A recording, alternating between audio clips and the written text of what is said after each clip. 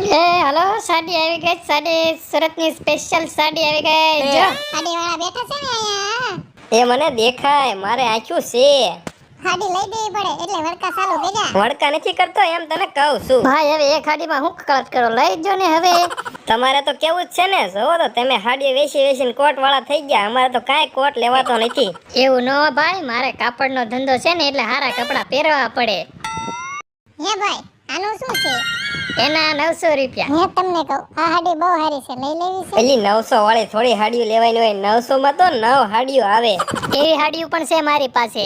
ના ના હો, મારે સસ્તી સાડી નથી લેવાની. હા હે ભાઈ, આ સાડીનું શું છે? ઈ હાડીના 1200 રૂપિયા. હે તમને કહું, આ સાડી બહુ સારી છે, લઈ લેવી છે? પેલી એવી હાડીઓ લગન ગાળામાં લેવાની હોય. અત્યારે કંઈક સસ્તી હાડી લઈ લે ને. તો મારે સાડી જ નથી લેવી. હે ભાઈ, એક હાડી માટે શું ખોટો કકળાટ કરો છો?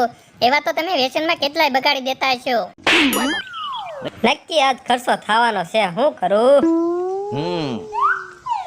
હે સૌને આપો ફોન. એ હાલો આપો. હાલે તારા બા છે. હાલો બા.